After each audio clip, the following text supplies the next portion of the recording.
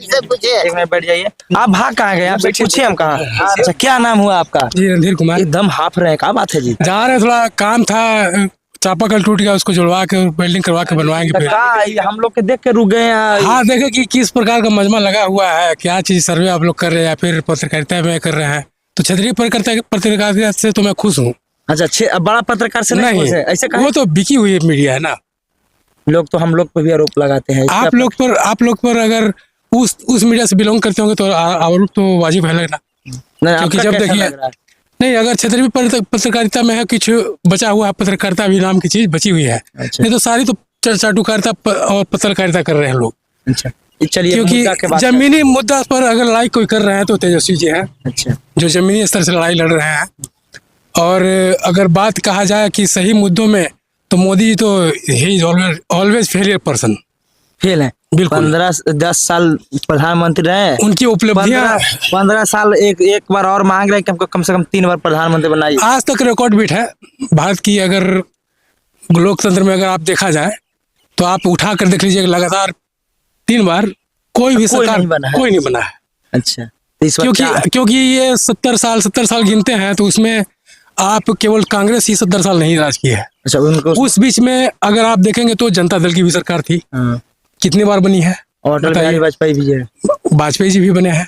वो तो बहुत मुखर नेता और निर्भीक नेता के तौर पर अगर माना जाता है, अटल बिहारी वाजपेयी से बढ़कर भी नहीं। मोदी जी का कैसा लगा? मोदी जी का ये इनका आडंबर भरा हुई, देखिए आजकल का जो माहौल वो बना कर रखे हैं। और आप लोग देख रहे होंगे कि हर जगह आप लोग बड़े पत्रकार, जैसे कि अंजना ओम कश्यप के साथ कितनी बार ये विडम्बना पूर्ण आपका सारा घटना घट रहा है कि उनका लोग विरोध कर रहे हैं। पत्रकार से हमको क्या विरोध करना, उनसे तो हमको विरोध नहीं करना। लेकिन क्या है कि वो लोग दिन रात एक जाप लेके बैठे हुए हैं, मोदी, हर जगह पोस्टर पर मोदी। अरे पोस्टर बॉय नहीं है मोदी, वो प्रधानमंत्री है। अच्छा, उसकी गरिमा को तो कम से कम रखिए। प्रधानमंत्री की क्या गरिमा है, क्या सीमा है? आप सोचिए कि आज तक आप 10 साल से पहले का देखिए, मनमोहन सिंह ने कितने स्पीच दिए जी। उन्होंने, अगर वो चाहते तो आपके पास अगर कोई आंकड़ा ऐसा डेटा है तो बताइए कि आज तक अगर मनमोहन सरकार अगर बने तो उन्होंने अपने छवि को चमकाने के लिए कितना खर्च किया, और उस हिसाब से मोदी कहाँ है? मनमोहन सिंह पूरे कांग्रेस पार्टी से को लेकर हार्डली अगर 150 से 200 करोड़ रुपए खर्च किए होंगे 10 साल के दरमियान। अच्छा, अपने आप को चमकाने, अपने आप को दिखाने के लिए। लेकिन मोदी जी 6500 करोड़, 6500 करोड़ अपना चेहरा चमकाने के लिए केवल। मोदी जी के विश्व का सबसे बड़ा नेता माना जाता है। विश्व का, अगर इसका जवाब मैं दूं, दीजिए। वास्तविक में अगर मोदी जी अगर जिस छवि को उनको बनाया गया कि वो इतने मुखर नेता, विश्व के सबसे बड़े नेता है, तो वो आज यूक्रेन को रोक सकते थे, यूक्रेन को डांट सकते थे, रूस को रोक सकते थे, गाजा में जो हुआ वो भी आप रोक सकते थे, अगर आप उस छवि को अगर देखे तब जी, जो इनकी बनाई गई एक बोल्ड हीरो की। मगर मोदी तो ज्यादा पाकिस्तान की बात करते हैं। क्यों? पाकिस्तान के तो ले आए ना। पाकिस्तान वो लेके आए, मोदी जी लेकर आए। सुनने में तो आता नहीं। आपका क्या? ये इसमें मैं बताता हूँ। वहाँ के सरकारी तंत्र बिल्कुल फेल है, पाकिस्तान का। अच्छा। पाकिस्तान का वहाँ का सरकारी तंत्र बिल्कुल फेल है। वहाँ पर होता है क्या, वहाँ पर कट्टरवाद देता है। यही चीज यहाँ आने वाली है। अगर मोदी जी अगर जीत गए ना, तो समझिए कि लोकतंत्र के मुंह पर एक तमाचा होगा। अच्छा, 400 पार के नारा लगा रहा है आपका। 400 पार हो सकता है कि 160 पर सिमट जाए। हाँ, मैं विश्वास नहीं करता हूँ आपको 160 पर सिमट कर रह जाएंगे। पहला व्यक्ति है जो हमारे चैनल पर ओपिनियन दे रहे हैं, भविष्यवाणी कर रहे हैं कि मोदी जी 160 के अंदर निपट जाएंगे। जी, निपट जाएंगे बिल्कुल। और मोदी जी का दावा कर रहे हैं कि हमको अब की पार 400 पार। देखिए, क्षेत्रीय अगर तौर पर देखा है तो हमारे नेता कोई गड़बड़ नेता नहीं है, अच्छे नेता है। कौन नेता आपका है क्षेत्रीय लेवल पर? हमारे क्षेत्र में जैसे कि रामकृपाल जी हुए। अच्छा, हमारे लोकसभा क्षेत्र के वो है नेता है। तो मोदी जी का साथ दे, मोदी जी का तो साथ दे ही रहे, वो मोदी जी के पार्टी में ही है, ऑलरेडी है। लेकिन इस बार अगर आप चारों तरफ का आप देख लीजिएगा, सर्वे अगर देख रहे होंगे, तो एक गोदी मीडिया छोड़कर जितना भी मीडिया आ रही है ना, वो सब आपको देख एक आईना का काम कर रहे हुए। लाइट बढ़ा दीजिएगा कि उनको इस बार विदाई करना है। कृपाल जी को नहीं, हाँ जानबूझ के मोदी जी कृपाल जी विदा होंगे तब तो मोदी हाँ जी विदा होंगे। हाँ मोदी जी को हराने के लिए कारण ही लोग कृपाल जी को वोट नहीं करेंगे। यानी कृपाल जी से प्रेम है मगर मोदी जी के वजह से कृपाल जी से प्रेम क्यों? टूट रहा है। उन्होंने बेड़ा गर्क करके रख दिया पूरे भारत के, जो हम लोग नौजवानों के लिए जो सोचना चाहिए था, जो ऐसा दूरदर्शी होना चाहिए व्यक्ति को, वो केवल अपने बारे में देखिए। एक सत्ता अगर किसी के मुंह चख लग जाता है ना, स्वाद लग जाता है ना, सत्ता का मलाई। हाँ, तो वो आदमी छोड़ना नहीं चाहता है। तो ये अपने आप को सोचने लगा कि मैं अब निरंकुश, मैं अपने आप को ही बना कर अपना कोई भी इमेज बचाना चाहता है। वो चाहता है कि मैं इस चीज छोड़ूंगा नहीं। अब वो केवल क्या चाहते हैं, जिस तरह अमेरिका में राष्ट्रपति का चुनाव होती है ना, केवल एक चेहरे पर लड़ाई होता है, ये सेम वही काम कर रहे हैं। अच्छा, मोदी जी ला रहे हैं जी। तो लोग ये भी वोटर केवल अपने चेहरे पर लड़ना चाह रहे हैं, जो कि संभव नहीं है। तो लोग वोटर भी ये भी बोलता है, हम बहुत सारे गांव में गए हैं तो ओपिनियन लिए हैं, तो लोग यही बोल रहा है कि मार ये कैंडिडेट सही नहीं है, मगर हमने ऊपर देख रहे हैं मोदी जी के नाम पर वोट दे रहे हैं। तो हाँ। उनके लिए आप क्या कहिएगा? वो देखिए, अगर 10 साल से आपके दिमाग में, आपके सामने एक ही फिल्म चलता जाए, तो आपको क्या है, आप भी धारा प्रवाह उसी चीज में बहते चल जाइएगा। लेकिन आपको जब अगर बाहर आप उस जो एक धारा चल रही है और आप एंटी स्ट्रीम चल रहे हैं, विथ स्ट्रीम चलना तो आज सबको आसान है, लेकिन एंटी स्ट्रीम चलना बहुत मुश्किल है। अगर आपके दिमाग में वही बार बार दिखाया जाए, बार बार सुनाया जाए मोदी मोदी, तो लोग के अंदर से निकालना बहुत मुश्किल है। ये बताइए, क्योंकि इस चीज को निकालने के लिए आपका जो अभी कन्हैया कुमार कर रहे हैं, और पहले के अपेक्षा में अगर आप राहुल गांधी के साथ कहें, राहुल गांधी को देखें, तो राहुल गांधी पहले से बहुत ज्यादा परिपक्व हुए हैं राजनीति में। हाँ, राजनीति में। क्यों? 30 लाख नौजवान की नौकरी देने का वादा किए हैं। वो देंगे भी, हो सकता है, बिल्कुल देंगे, दे देंगे, बिल्कुल देंगे। वो मोदी वो की तरह एक जुमला नहीं दे रहा है। उन्होंने कहा कि 30 लाख तो नौकरियां बाकी हैं, अच्छा, सरकार जो 10 साल में ये नहीं दे पाए। हाँ। 10 साल में बताइए, आपका पास क्या आंकड़ा है जो कहता है कि कितने नौजवान को, कितने लोगों को आप नौकरी सिर्फ मिली? मोदी जी के हिसाब से मानते हैं तो मोदी जी 2 करोड़ हर साल बोल रहे हैं, 10 साल रहे 20 करोड़, तो 20 करोड़ होना चाहिए था, लेकिन नहीं है। अब 2 करोड़ का 10% भी उन्होंने दिया क्या? 20 करोड़ का, चलिए छोड़िए, 2 करोड़ का ही सालाना कर है। 2 करोड़ का 10% कितना होता है? 20 लाख होता है। 20 लाख होता है।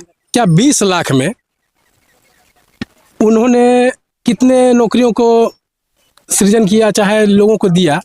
और अगर ये 30 लाख कर रहे कि 30 लाख मैं दूंगा, जो बाकी है, जो नौकरियां ऑलरेडी खाली हैं, बिल्कुल रिक्त स्थान है, इसके बाद भी 70 लाख और मैं सृजन करूंगा।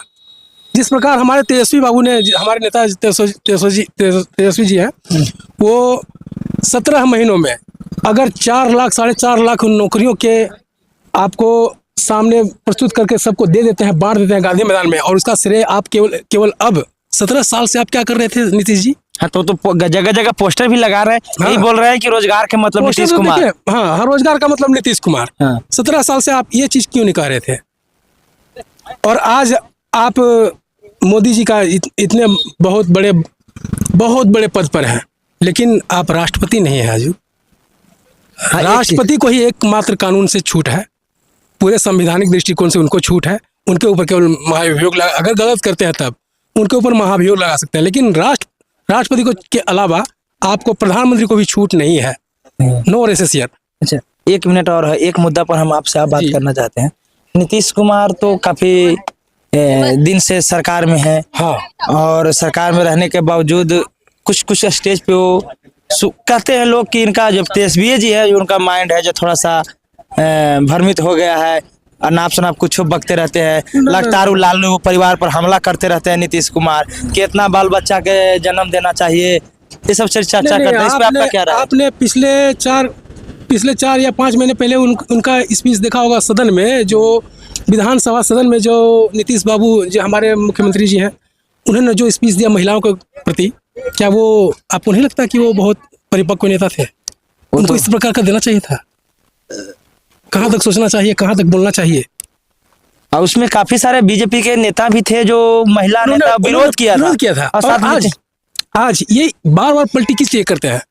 इस सरकार में जितना भी अगर आगे भविष्य में अगर मान लीजिए कि हमारे तेजस्वी जी का सरकार आती है और वो जांच कमेटी या उस पर ये होता है, जांच होता है कि कितना घोटाला कैसे हुआ, ये सब ये पलटी हर बार तो उन्होंने केवल शपथ पत्र ही लेते हर बार शपथ पत्र पढ़ते उनको कितने मंत्री चेंज हो गए हर बार।